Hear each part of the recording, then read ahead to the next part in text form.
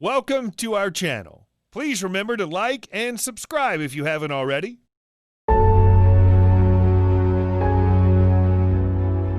If you want to change your life, my friends, you got to change your physiology and you got to change your focus.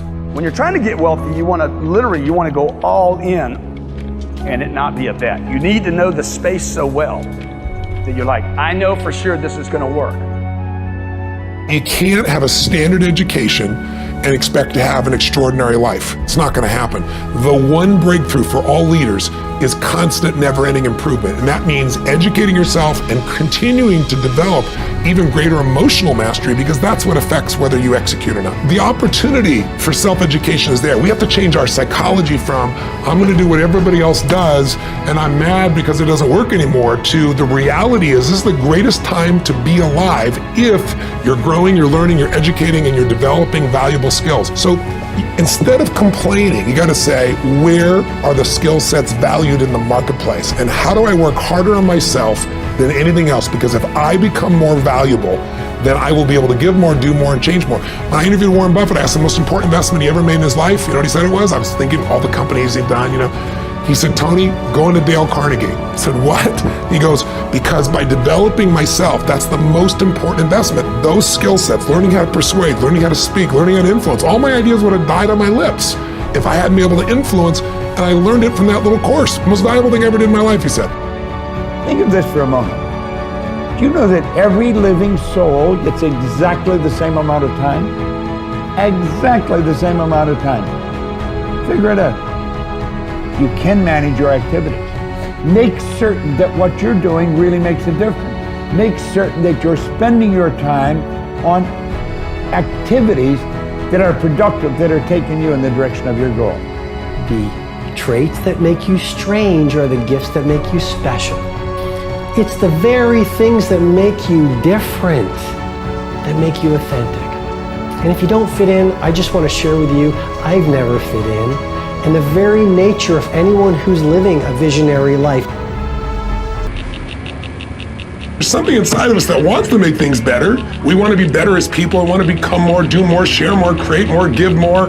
But, it's not quite what really works for us, because we want all these things we think are going to make us happy. We want to grow and contribute. But then what happens is everybody wants a great body, but nobody wants to work out, right?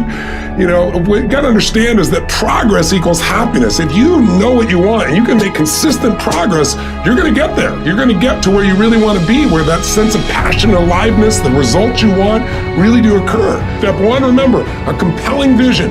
What do you truly want? What excites you? It needs to be specific and measurable, and most importantly, it's got to get your energy going. 2, you need strong enough reasons to follow through when the tough situations show up, a purpose that drives you. 3, you need that massive action plan, that map, a core action list that helps you close the gap from where you are, where you want to be, and you need to know the 20% is going to make most of the progress. And finally, step 4, what do you want to become? What do you want to do? What do you want to experience? What do you want to contribute? What do you want to give?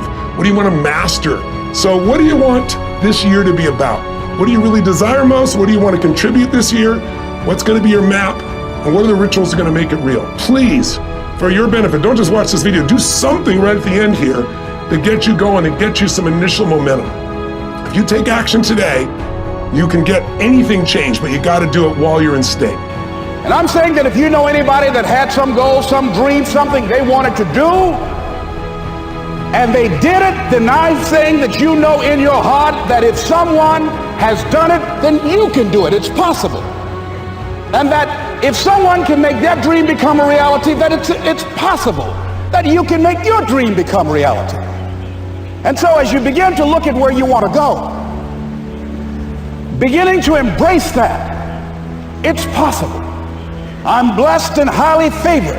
I've got a lot going for me. I got some good stuff in me.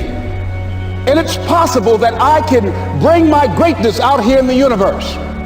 That I can do what I want to do. It's possible I can write my own book. I can have my own business. I can take the trip and travel around the world. It's possible. I can bounce back from adversity and reinvent my life. It's possible.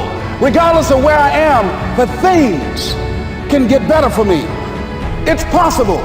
I'm thinking about 2 men right here in Chicago who are fairly successful, similar background, educated, They worked for a corporation for many years, and they were among many people that were laid off.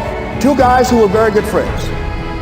One went out looking for a job for several weeks along with the other one, and they faced disappointment and rejection again and again and again. They couldn't find any work, which is the story of many people across this country. One guy stopped. He became discouraged. He stopped going. He stayed home looking at television, became very argumentative and toxic with his wife, drinking beer, getting on the phone, talking to his other negative, unemployed friends. And he just gave up. The other guy kept looking for a job everywhere he could go. Every time he could get an opportunity, kept asking people, networking, checking the newspapers every day. Kept going everywhere he could, trying to find a job. You have too much education. You're overqualified. You won't be here long enough. He kept going. He kept going. He went to a place and said, look here, I tell you what, if you can't hire me, and I know you can use my talents, abilities, and skills, I don't want to sit home and do nothing. Just let me do some volunteer work. You don't have to give me anything, all right?